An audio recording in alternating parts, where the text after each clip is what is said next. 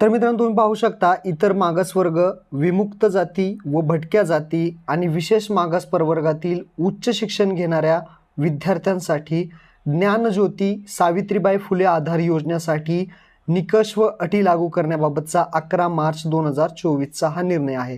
एक एक थोडक्यात माहिती तुम्हाला महत्त्वाची मी सांगतो. तर इथे पाहू शकता, इतर मागासवर्ग असेल, विमुक्त जाती व भटक्या जमाती असतील आणि विशेष मागास प्रवर्गातील उच्च शिक्षण घेणाऱ्या विद्यार्थ्यांना प्रत्येक जिल्ह्यामध्ये 600 असे एकूण विद्यार्थी 21,600 विद्यार्थ्यांकरिता ही ज्ञानज्योती सावित्रीबाई फुले आधार योजना राबवण्यास शासनाने 13/12/2023 रोजी जी काही मान्यता दिली होती आणि त्या संदर्भात शासन निर्णय सुद्धा काढला होता. आणि त्या संदर्भात आता जे काही अटी आहेत, शर्ती आहेत, पात्रता आहेत, कागदपत्रे कोणकोणती लागतात, ही माहिती या सर्व यामध्ये आलेली आहे.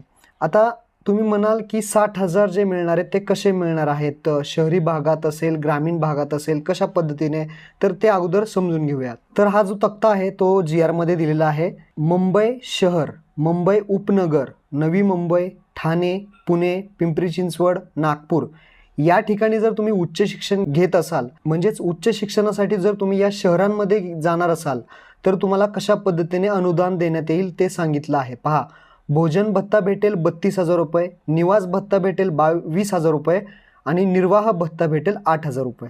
अशा पद्धतीने जे काही तुम्ही राहता, खाता, निर्वाह करता, अशा पद्धतीने हे तुम्हाला 3 टप्प्यामध्ये पैसे मिळतात. असे एकूण 60,000 रुपये जर तुम्ही शहरामध्ये शिक्षण घेत असाल तर मिळतील. त्यानंतर इतर महसूल विभागातील शहरातील उर्वरित क वर्ग महानगरपालिका क्षेत्रामध्ये उच्च शिक्षण घेणाऱ्या विद्यार्थ्यांसाठी जे काही रक्कम आहे ती वेगळी आहे.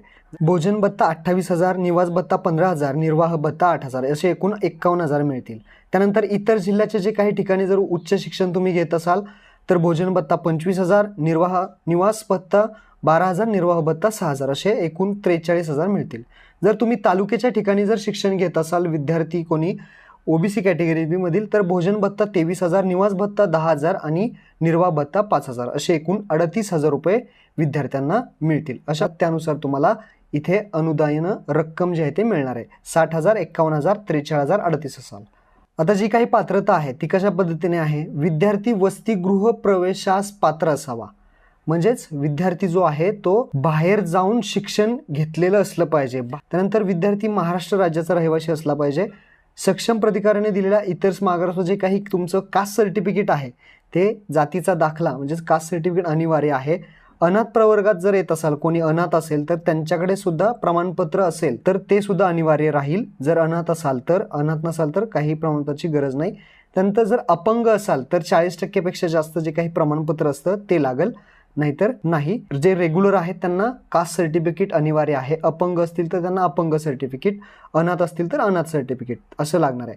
सगळ्यात महत्त्वाचं जे काही वार्षिक उत्पन्न आहे ते 2.5 लाखापेक्षा जास्त नसलं पाहिजे. म्हणजे 2.5 लाखाच्या आतमध्येच जे काही विद्यार्थ्यांच्या पालकांचे जे काही उत्पन्न आहे ते इथे असणं गरजेचं आहे. आणि विद्यार्थ्याचं एक आधार कार्ड लागेल आणि बँकेचं पासबुक विद्यार्थ्यांनी अकाउंट बँकेमध्ये काढणं गरजेचं आहे. आणि विद्यार्थ्यांनी जी काही प्रवेश घेतलेली शैक्षणिक संस्था आहे, म्हणजे जे काही कॉलेज वगैरे आहे ते शहराच्या किंवा तालुक्याच्या ठिकाणी आहे अशा पद्धतीने ते असणं गरजेचं आहे. आता शैक्षणिक निकषसुद्धा इथे दिलेले आहेत. जे काही विद्यार्थी आहेत ते 12वी नंतरचे उच्च शिक्षण घेतलेलं असला पाहिजे. निकष पहा, विद्यार्थी उच्च शिक्षणासाठी पात्र आहे. 12वी नंतरचे जे काही शिक्षण असेल ते तुम्ही घेणं गरजेचं आहे, तरच तुम्हाला ही जी रक्कम आहे ते मिळणार आहे. आणि सगळ्यात महत्त्वाचं त्यांनी इथे टक्केवारीची पण अट टाकलेली आहे. विद्यार्थ्यास सदर योजनेसाठी अर्ज करताना किमान 60% किंवा त्या प्रमाणात ग्रेडेशननी जे काही गुण आहेत ते आवश्यक राहणार आहेत. आणि सगळ्यात महत्त्वाचं इथे जे काही जागा आहेत त्या 70% जागा व्यावसायिक शिक्षण घेणाऱ्यांसाठी आहे. जे काही बिझनेस रिलेटेड जे कोणी शिक्षण घेतं त्यांच्यासाठी 70% जागा राहतील आणि जे काही बाकीचं बिगर व्यावसायिक जे शिक्षण घेत असतील ते 30% मध्ये जागा राहणार आहेत. निवडलेला विद्यार्थी संबंधित अभ्यासक्रम पूर्ण होईपर्यंत लाभास पात्र राहतील. तसेच एका शाखेची पदवी किंवा पदव्युत्तर अभ्यासक्रमासाठी या योजनेतील लाभ घेतल्यानंतर पुन्हा इतर शाखेच्या पदवी किंवा अभ्यासक्रमाचे प्रवेश घेतल्यास विद्यार्थी योजनेचा लाभ अनुदेय राहणार नाही. योजनेअंतर्गत लाभ मिळण्याकरिता विद्यार्थ्यांची महाविद्यालयीन उपस्थिती किमान जी काही उपस्थिती आहे ती 75% असणं गरजेचं आहे, हे सुद्धा इथे सांगण्यात आलेलं आहे. आणि हे किती वर्ष तुम्हाला पैसे मिळतील, तर 12वी नंतरचे जे काही उच्च शिक्षण आहे कमीत कमी 5 वर्ष, जास्तीत जास्त 5 वर्ष, आणि जर इंजिनिअरिंग वगैरे किंवा वैद्यकीय अभ्यासक्रम जर घेत असाल तर जास्तीत जास्त 6 वर्ष, म्हणजे 6 वर्षापर्यंत तुम्हाला 60,000 रुपये, 50,000 अशी रक्कम जी आहे ते वर्षाला मिळणार आहे. यामध्ये जे काही विद्यार्थ्याचं वय आहे ते 30 वर्षापेक्षा जास्त नसले पाहिजे. 30 वर्षाच्या आतलाच विद्यार्थी इथे पात्र राहणार आहे. अशीच माहिती यामध्ये संपूर्ण दिली आहे. हा GR तुम्हाला डिस्क्रिप्शनमध्ये दिलेला आहे. तो GR तुम्ही डाउनलोड करा आणि याच्यामधले सगळे पॉईंट एकदा वाचून घ्या. आणि इथे अर्ज करण्याची सुद्धा माहिती त्यांनी सांगितली आहे. पहा, त्यासाठी स्वतंत्रपणे जिल्हा सहाय्यक संचालक जर सर्व पदवी अभ्यासक्रम प्रथम वर्षात प्रवेश देय राहील आणि इतर मागास बहुजन कल्याण यांच्याकडे शासन परिपत्रकानुसार विहित नमुन्यातील अर्ज करावा लागेल. जे काही अर्ज आहेत इतर मागास बहुजन कल्याण तिथे जाऊन इथे अर्ज करावा लागेल. ऑफलाईन सांगितलं, इतर मागास बहुजन कल्याणमध्ये तुम्ही अर्ज करू शकता. आणि भरपूर जण विचारत होते की धनगर समाज यामध्ये आहे का, तर धनगर समाज यामध्ये नसणार आहे. कारण धनगर समाजासाठी एक सेपरेट योजना आहे, ती म्हणजे पंडित दीनदयाळ उपाध्याय स्वयं योजना. तर धनगर समाजातले विद्यार्थी पंडित दीनदयाळ जी काही योजना आहे त्याचा लाभ तुम्ही घेऊ शकता. विद्यार्थी जर नोकरी करत असेल किंवा व्यवसाय करत असेल तर यामध्ये पात्र नाही, हे सुद्धा सांगण्यात आलेलं आहे. आता महिला म्हणतील की आमच्यासाठी काही आरक्षण आहे का, तर हो, तर महिलांसाठी 30% समांतर आरक्षण यामध्ये ठेवलेलं आहे.